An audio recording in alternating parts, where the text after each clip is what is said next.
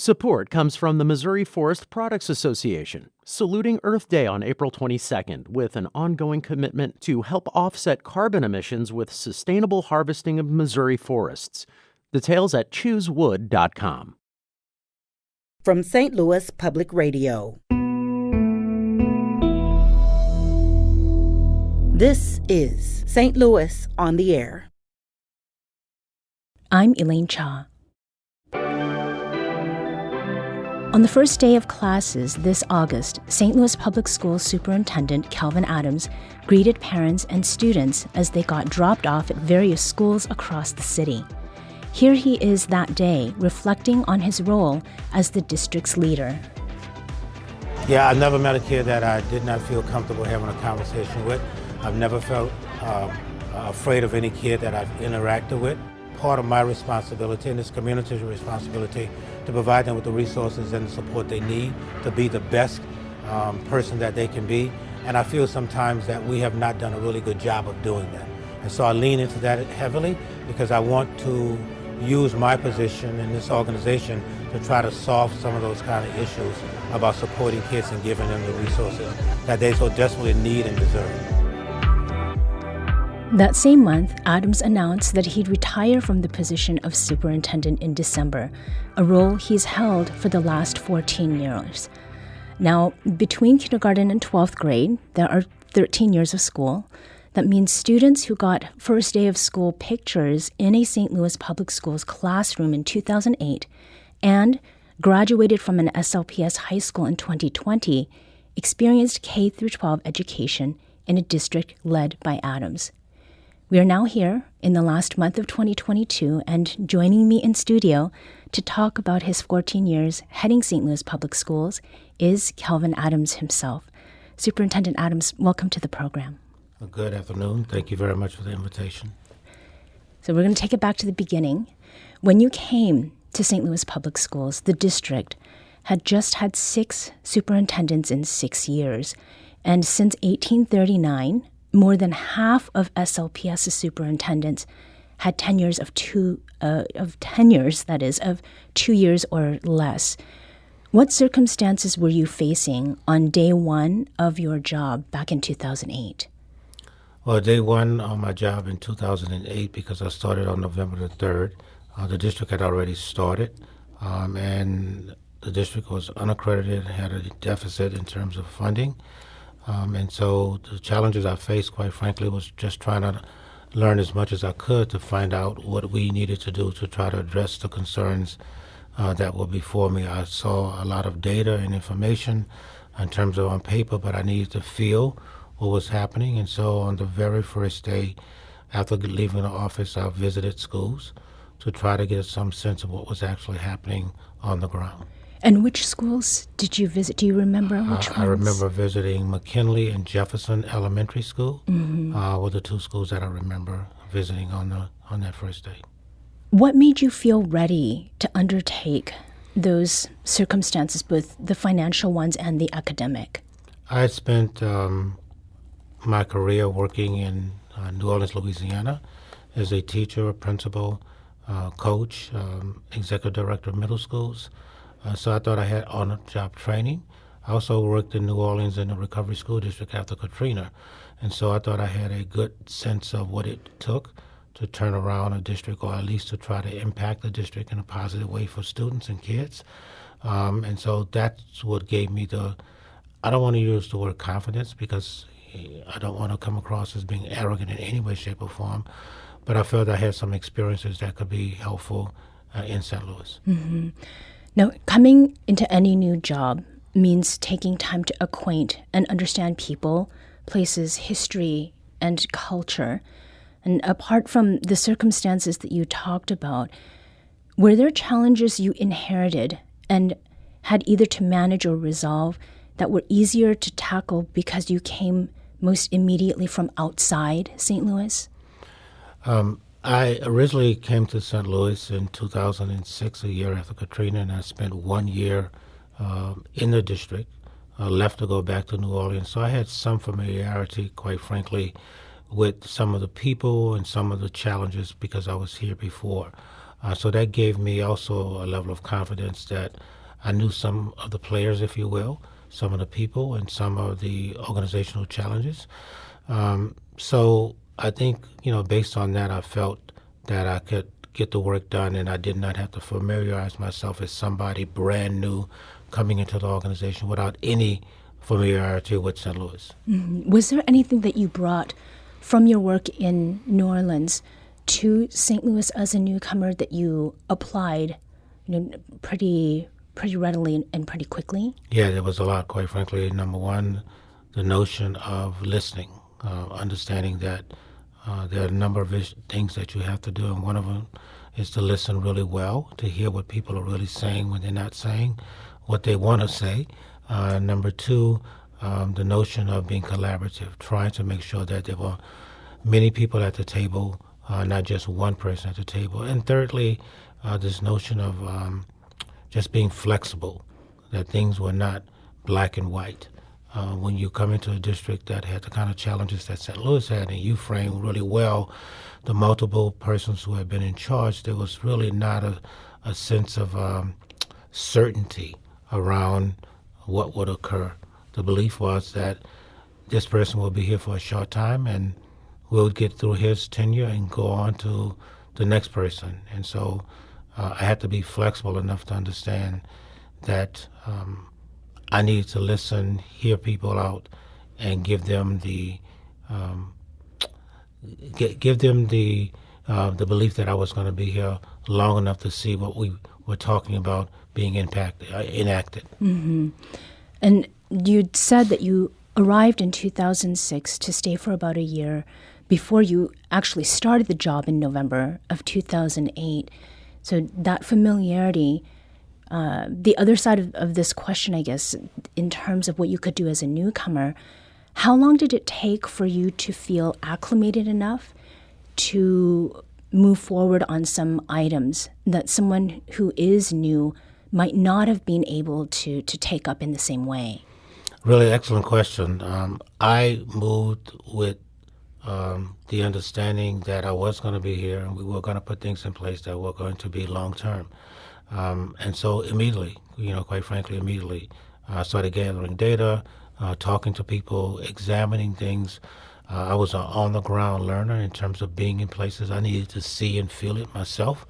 But I would say, because I started in November, the end of the school year in 2008, which was the 2009 in June, is when we started making some changes that I thought could impact the organization in terms of personnel, in terms of organizational structure, in terms of the financial challenges. And so I would say July 1, 2009 would have been when those things that were in place started to change somewhat because of the recommendations we were making. Are charter schools kind of part of making those changes and pushing ahead with something that you saw as being helpful in terms of addressing specifically the money side of things and the academics?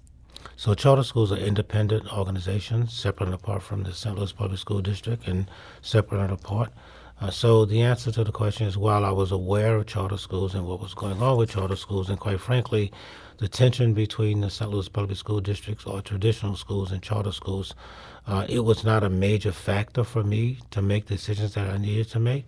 I was aware of the challenges that were in the city of St. Louis, and as I said before, the acrimony between charters and a traditional school district. And what I tried to do is to try to be as transparent as possible and try to be as student-focused as possible, which meant that I wasn't necessarily focused on what happened in charter schools or making them an issue. The issue was what was happening to students in the city of St. Louis, whether they were in charter schools or whether they were in traditional public schools. That I was the superintendent of. And to just touch on something that has happened this week, the St. Louis City Board of Education has voted to become a charter school sponsor and hoping to sponsor Confluence Academies starting in the next school year. Why does it make sense for a district like SLPS that already has a lot on its plate to add that to what it's dealing with? So Excellent question. The district has had the responsibility for students in the city of St. Louis always.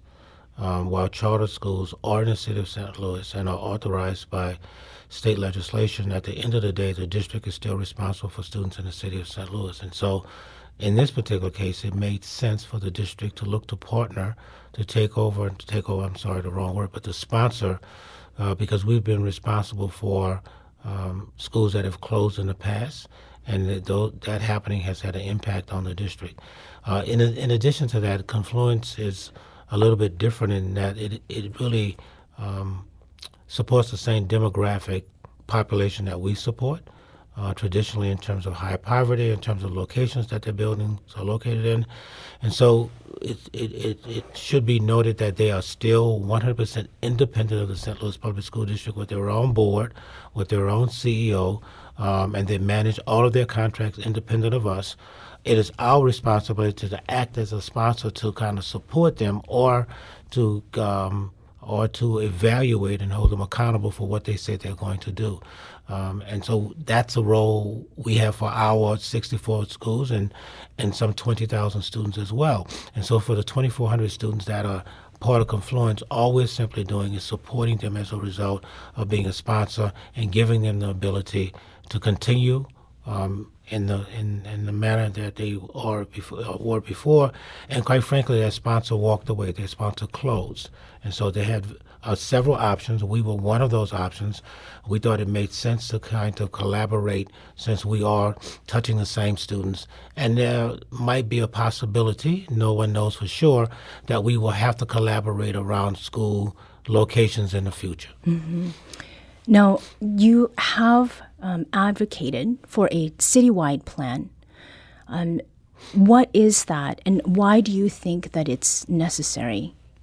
Under the leadership of Board Vice Chair Antoinette Cousins, who has taken a board lead on the citywide plan, in August, the board passed a consent agenda item to have an outside facility to work with the district and all parties in the city to talk about what needs to happen for the city of St. Louis. The population of the city is shrinking and the population of students is shrinking, and so we need to determine how best to support what happens for kids in the city of St. Louis.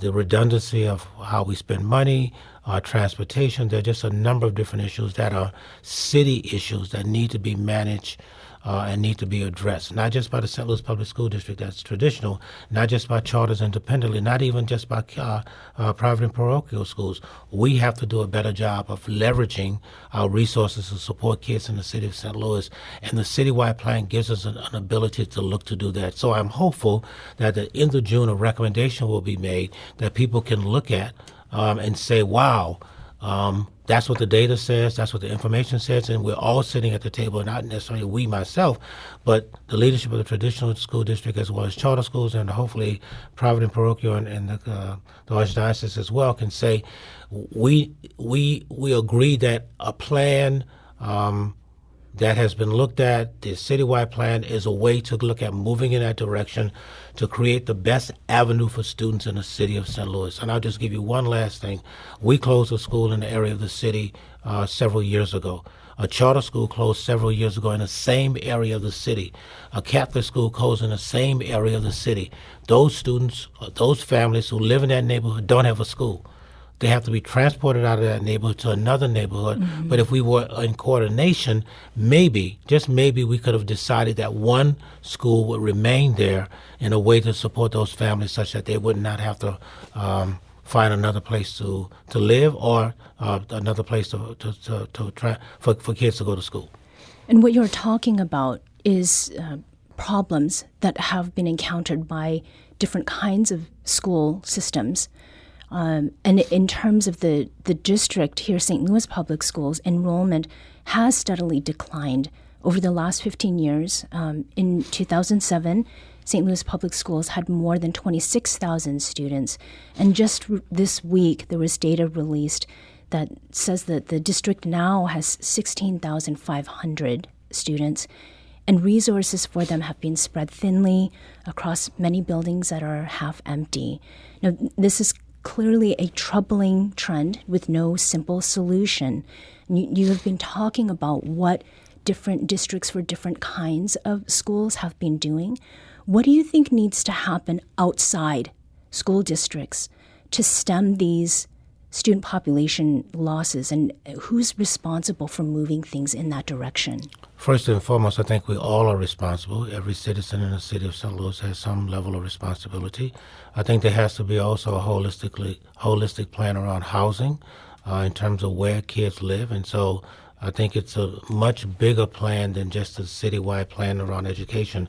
Part of what's happening is that we do have developers and other people at the table, people who are responsible for information from the city. And so we're thinking about this in a holistic way such that we can come up with a plan that can support kids. But to your point, the first effort has to be collaboration. There has to be collaboration from the school district, from the city, from charter schools, from private and parochial and archdiocese, to come up with an idea about how to best support kids in the city of St. Louis. To your point, the population is dwindling everywhere in the city of St. Louis, so we have to have a better strategy around supporting kids. So we're definitely going to get back to this point about collaboration. We need to take a quick break, but when we return, we will pick up on that. This is St. Louis on the Air on St. Louis Public Radio.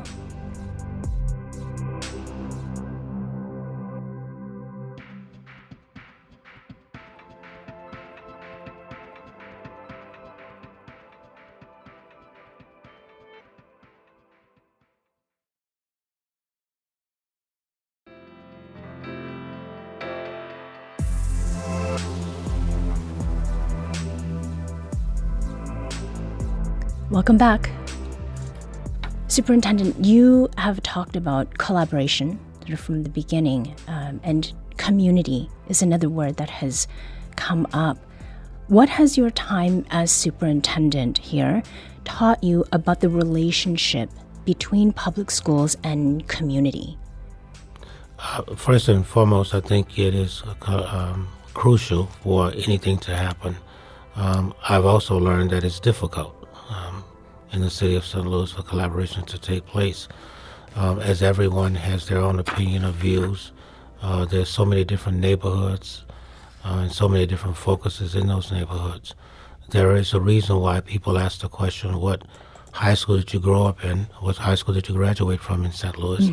Which really speaks to this notion of the pride around high schools, but also this notion of how people feel about where they grew up, and this notion of community and collaboration. So I think it's critical and important. I think it's difficult, but I think it's worthy of what we need to do, is worth what we need to do to support our kids. And you talked about listening as well. Where and how have you actively been a listener in the work that you've done? Well, that's an excellent question. Obviously, listening to our local unions as they have brought proposals before the district, listening to our teachers, our students, and our student advisory council. Obviously, listening to our board as they have views about what needs to happen. Listening to the community at large, and also to the business community that's been a really strong partner. I think throughout the 14 years that I've been here as superintendent, we have listened as we looked at closing schools. We had listening sessions there. We have listened I say as much as there's always more you can do, but we've tried to make a concerted effort to open the door and be transparent and listen to everyone that has an opinion about public education. And Sumner High School is an example of a school that was near closure. The district does have an aim to increase enrollment at that historic Ville neighborhood school. Is there anything that you heard when you were listening that really drove that decision to keep the school open? Yeah, that's an excellent question. It was one of the 10 schools, 11 schools that we were looking to close several years ago. We listened to the public, we listened to the Alumni Association, we listened to partners who came to the table to provide resources and support to make sure that the school, they created an advisory board. The enrollment, quite frankly, is up this year. I think about 20 to 30 students when it was on a steady decline. We have partners at the table who are working with us. So we open the door to listen. And those listening sessions cause us to think about how to support this school differently. I am hopeful that it can happen, but the neighborhood has to change. It's not just done in isolation. There has to be some other people who are listening as well, developers and persons who want to move in that neighborhood. We can't have a school that remains there with the kind of numbers, even though they're increasing the way they are. So what I heard was a level of support that I had not heard before, and that is why we made some adjustment around what to do with that particular school. And quite frankly, we did that with 3 schools, not just that one. Which are the other 2 schools? If I remember correctly, Monroe was the second school we made some adjustment with, and there was one other school I can't think of right now. Okay. And what you have shared really does speak to the role that school districts play and the things that they don't have the power to change. Now, when you spoke with St. Louis Public Radio in August, you said that you were proudest of your work to stabilize St. Louis Public Schools. Where has that stability been most visible? The thing that people would look at, number one, would obviously be finances. When I started, the district had a $60-something million deficit. The board just accepted an audit report on Tuesday night with the district having about $135 million surplus. And so that's the easiest place for people to look. But I think there's been there's been stability around academics as well. While we've not done as well as we want to have done, the instability in community makes it hard to kind of have a trajectory that moves strictly up because of the challenges that are facing our community. And also, I think around school leadership. We have principals who are in place for a number of years now. And so I think stability of workforce as well, and stability of systems that are in place, that people know, whether they like it or not, how things work. And so I think those are some of the things, areas that you can look at around stability. So you did bring the district into a place where it became accredited again. And also in that August interview that you did with St. Louis Public Radio, you said that your biggest regret was, quote, not moving the needle on academics. What needs to change in the district to address, very specifically, persistently low test scores? Yeah, I think we put too much emphasis on tests, number one. I think what we need to be doing differently is, I think sometimes there are things that get in the way to keep us from really focusing in that area in the way that we need to. Right now, we have about 300 teaching vacancies, which makes it very difficult to stabilize the academic achievement results that we want to have. That's number one. Number two, our families are just so mobile right now, so transient. We have about 30 to 35% transient population, which makes it difficult to stabilize academics when students are moving and addressing other issues. And so I think it has to be a community effort. We can't do it in isolation. When you say, what does the district need to do? I think the question really should be, what should the community do? And the community should be working to try to stabilize housing, stabilize jobs for families such that they can be stable and their children can be stable as they walk into these buildings in next school year with the new interim superintendent, Dr. Williams, in January, to try to make sure that we can move the needle in the direction it needs to move academically. Mm-hmm. A distinction of your tenure that no other SLPS superintendent shares is serving as the district's leader through a global pandemic. There was no precedent for dealing with that before March 2020, so a great portion of what you did to manage virtual learning and the myriad issues and challenges related to that was really a matter of learn as you go, and the stakes were highest for students. What superintendent scope lessons came out of leading through the worst of the pandemic? Flexibility. We had to be flexible every single hour of every single day. While flexibility is thought about from a weekly, monthly perspective, we had to be flexible hourly especially in the beginning of the pandemic, as families were just struggling with determining if they're going to send children to class, if they were going to be virtual or not virtual. We literally made decisions day to day, hour to hour about what we were going to do and how we were going to support families. And it was incredibly difficult because there was a sense of communication that people thought we were not necessarily being as transparent as we could be, but we just didn't know what to do and how to do it from hour to hour based upon the data and information we were getting. In addition to that, there was a lot of confusion around wearing masks, not wearing masks, come to school, be in person. That was national, not just at the district level, but the guidance necessarily coming from the entities that provide the professionals help wasn't necessarily clear, which made it really difficult for us to make the kind of decisions that we needed to make. Mm-hmm. So you're retiring after 14 years. Will you be in semi-retirement after you leave this position? And by that, I most certainly mean, how long will you wear lounge pants and slippers, if that is something you do at home, before you're seen about town, working or not working on issues that interest or inspire you? I would say that I don't wear the slippers and the lounge pants. Okay. But I would think that it would be fairly soon. I am deeply committed to this city and its community and the young people in it, and I would suspect that in short order, persons will see me in spaces of supporting kids again, just not necessarily in a traditional school setting. Mm-hmm. In a different way. Yes. Kelvin Adams has led St. Louis Public Schools as its superintendent for the last 14 years. This month, he is stepping away from that position and into quote-unquote retirement. Superintendent Adams, thank you for spending time with us today. Thank you very much for inviting me, and thank the community for supporting the St. Louis Public School District.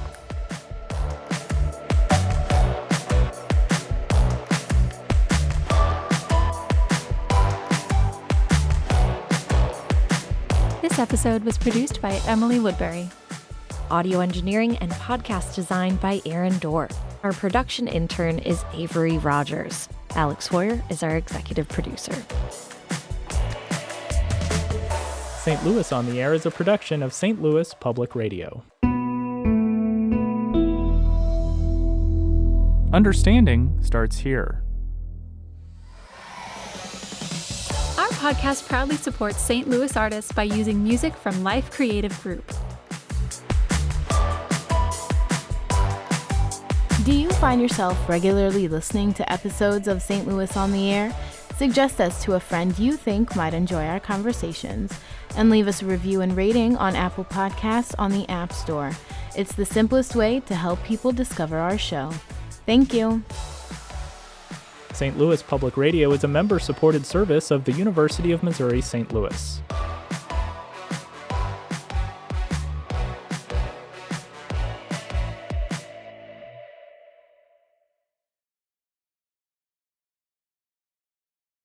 Support comes from the Missouri Forest Products Association, saluting Earth Day on April 22nd with an ongoing commitment to help offset carbon emissions with sustainable harvesting of Missouri forests. Details at choosewood.com.